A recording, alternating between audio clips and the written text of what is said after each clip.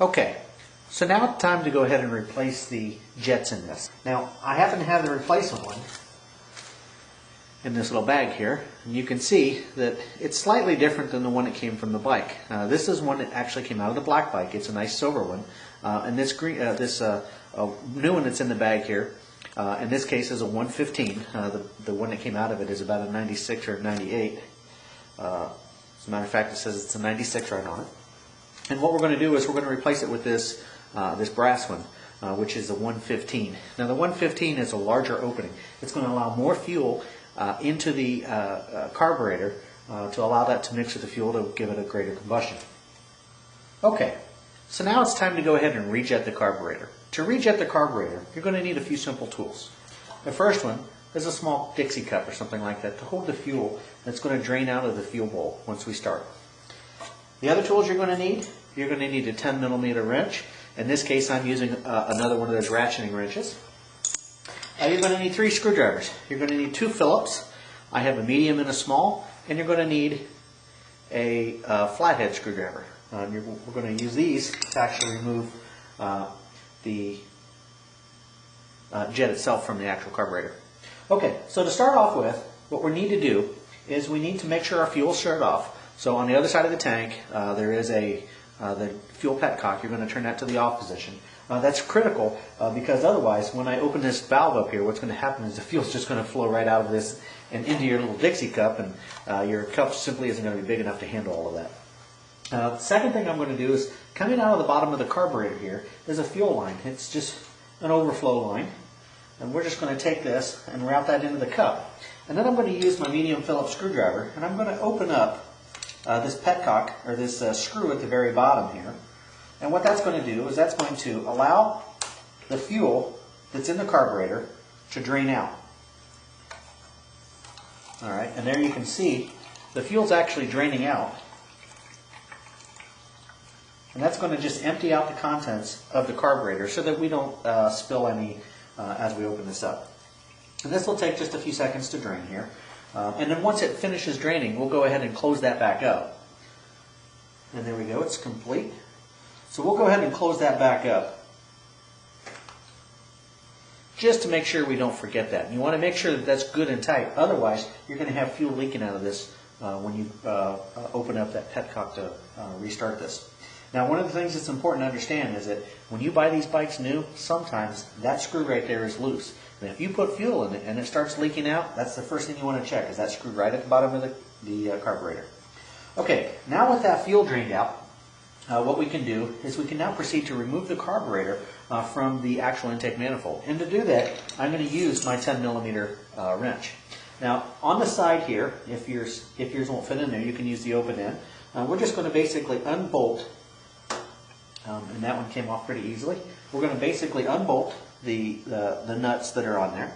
There's one on this side and there's one on the other side. Now, I've already removed the other side so that we didn't have to move around too much. So now that should relieve the carburetor, and I can walk it off gingerly off of the studs that's holding it together. There we go. And now with that off,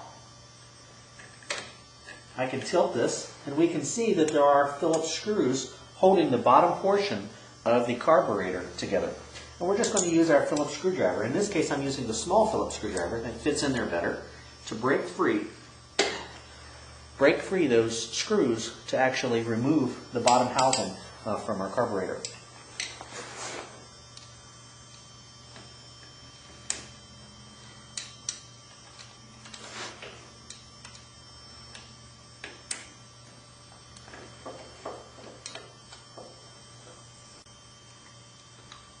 Okay, as I remove this last screw, the bowl itself off the carburetor is going to come loose. And you want to be very careful when you pull this out.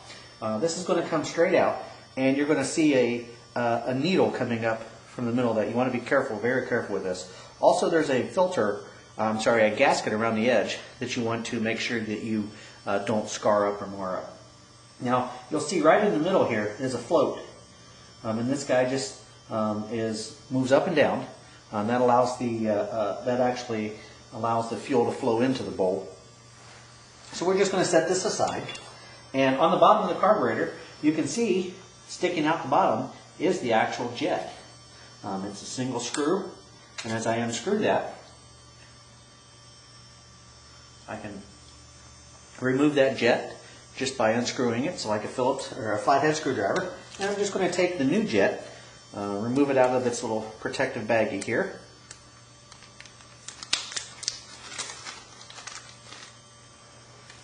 And just like I removed the old jet, I'm just going to install the new jet in reverse. So we'll just go ahead and screw it back up into there.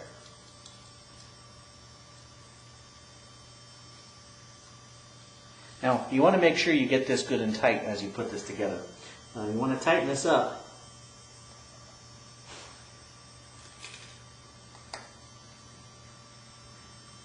So that it doesn't come back out. The last thing you want to happen is this to come out when you're driving down the road. So now, with that, I'll just go ahead and put this back together.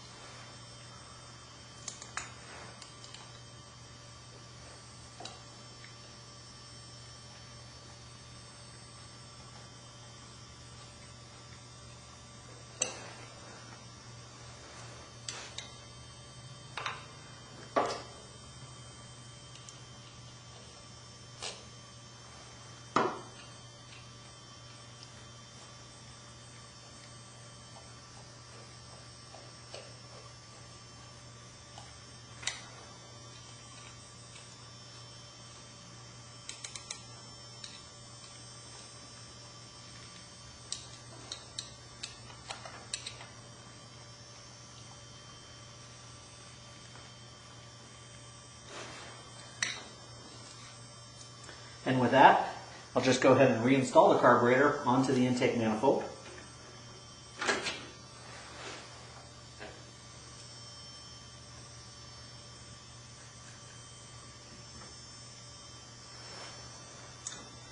Tighten it down. Now you want to be careful with that. Don't go too tight because that actual intake manifold is just plastic. You don't want to pull those studs out of there. And then I'll go ahead and put the other one on the other side. Reroute this fuel line back through here.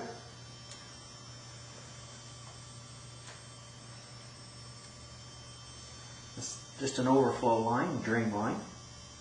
Alright, with that rerouted, I can go then install the other bolt on the other side and then go ahead and open the fuel valve, and this should be an entirely different bike. Okay, so now I've got this all buttoned up. What I can go ahead and do now is go ahead and start the bike and see what it sounds like. You should notice when you do this modification that the bike is going to start extremely easy.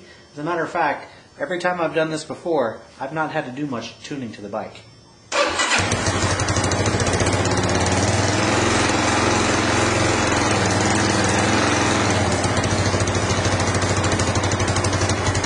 So there you can see, all it took was a simple modification to set the idle back just a little bit, and this bike is running great.